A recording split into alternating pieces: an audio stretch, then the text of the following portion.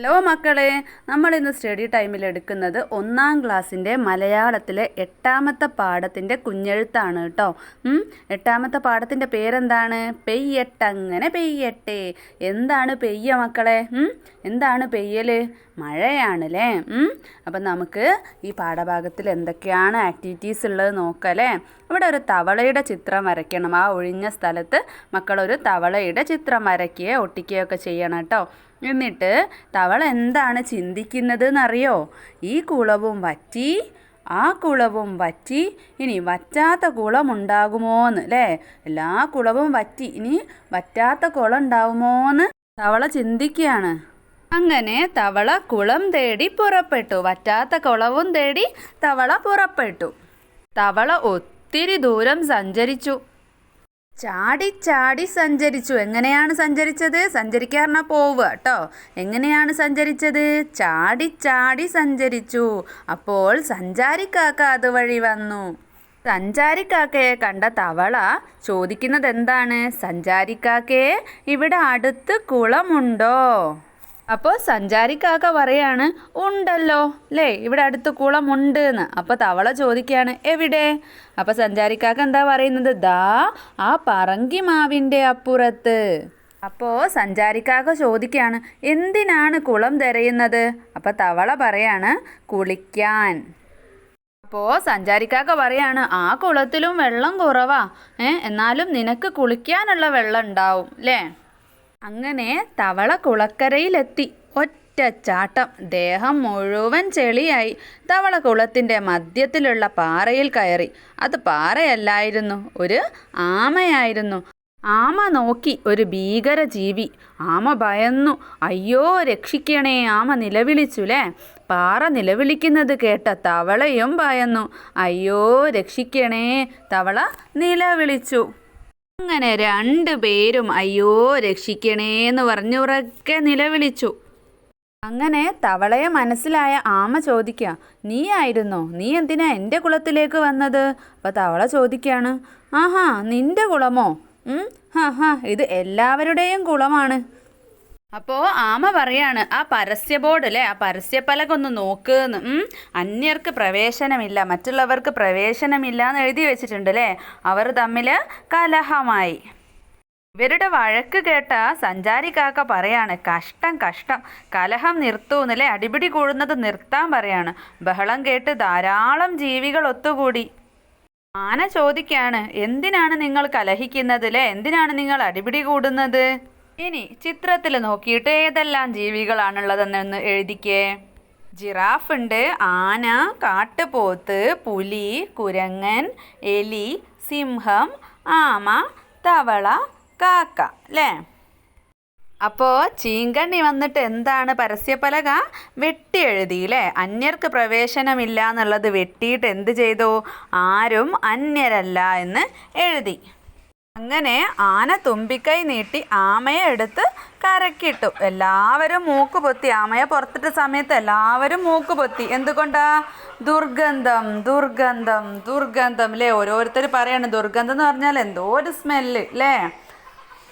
ചെളിവെള്ളത്തിൻ്റെ മണം അല്ലേ, ചെളിവെള്ളത്തിൻ്റെ മണമാണുള്ളത്. അതിന് കുളം നിറയണം, മഴ പെയ്യണം, അതിനോ മേഘത്തെ വിളിക്കാം അല്ലേ. അവർ പറയാണ് കുളം നിറയണം, ഈ മണമൊക്കെ പോവണമെങ്കിൽ മഴ പെയ്താലേ ഉള്ളൂ കുളം നിറയുള്ളൂ അല്ലേ.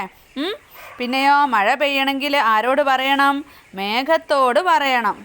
അങ്ങനെ മഴ പെയ്തു, കുളം നിറഞ്ഞു. അപ്പം മക്കൾ ഇതിൽ വലിയ ക്ലിയർ ഇല്ല കേട്ടോ, ടെക്സ്റ്റ് നോക്കണേ. മഴ പെയ്തു, കുളം നിറഞ്ഞു. അപ്പം ആമ എന്താ പറയുന്നത്? വരൂ തവളക്കുട്ട, ഇനി നമുക്ക് വെള്ളത്തിൽ കളിക്കാം എന്ന്. അപ്പം തവള പറയാണ് ഇനി നീ എന്നോട് വഴക്കിടുമോ അല്ലേ. അപ്പം ആമ പറയും ഇല്ല. എല്ലാവർക്കും ആമയെ ഇഷ്ടമായി. വാ തവളെ പുറത്ത് കയറൂ. ആമ ക്ഷണിച്ചു. തവള പുറത്ത് കയറി. പിന്നാലെ മീനുകളുടെ ജലഘോഷയാത്ര. അത് ഗംഭീരമായി.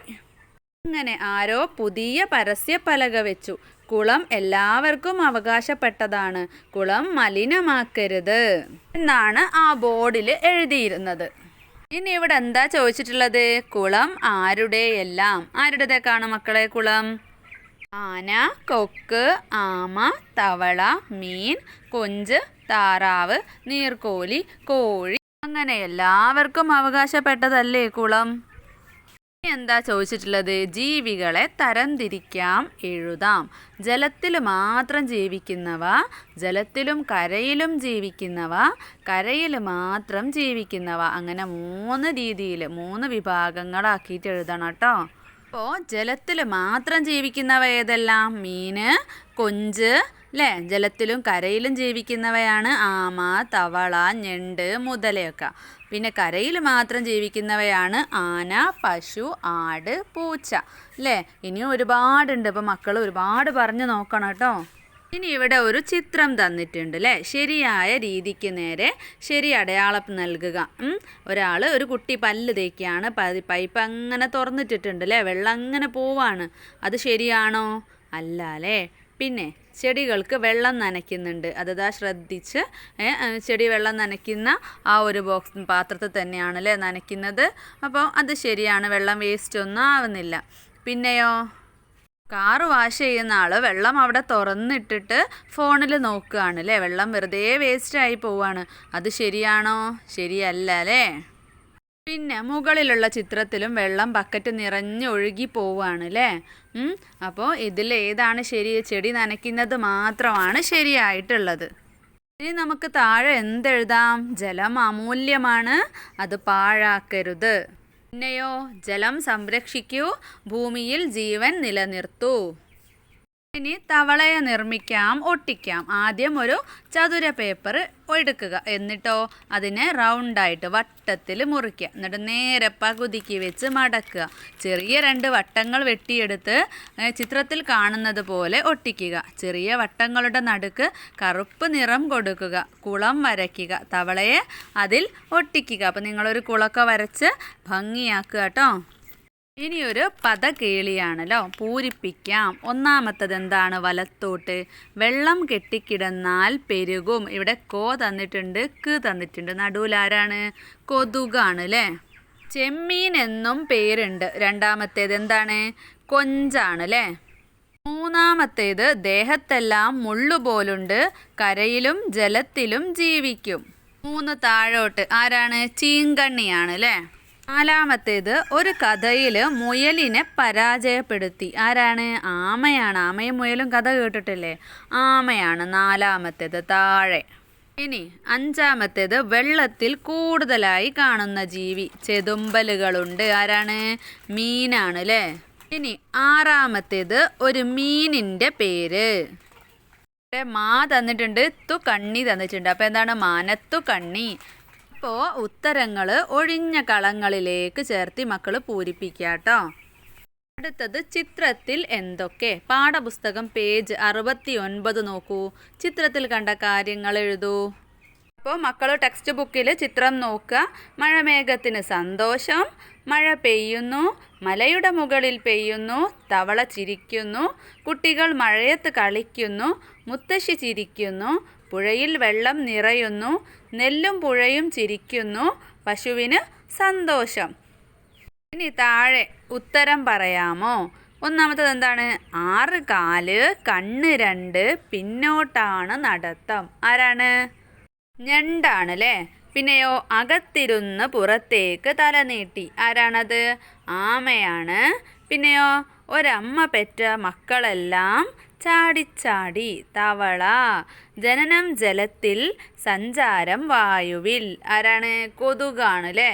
അപ്പോൾ ഇത്രയും പ്രവർത്തനങ്ങളാണ് പെയ്യട്ടങ്ങനെ പെയ്യട്ടെ എന്ന പാഠഭാഗത്ത് കുഞ്ഞെഴുത്തിലുള്ള വർക്കുകൾ കേട്ടോ. അപ്പോൾ മക്കൾക്ക് ക്ലാസ് ഇഷ്ടപ്പെട്ടാൽ ലൈക്ക് ചെയ്യാനും ഷെയർ ചെയ്യാനും സബ്സ്ക്രൈബ് ചെയ്യാനും മറക്കരുത്. സ്റ്റഡി ടൈമിൻ്റെ മറ്റൊരു ക്ലാസ്സിൽ കാണാം.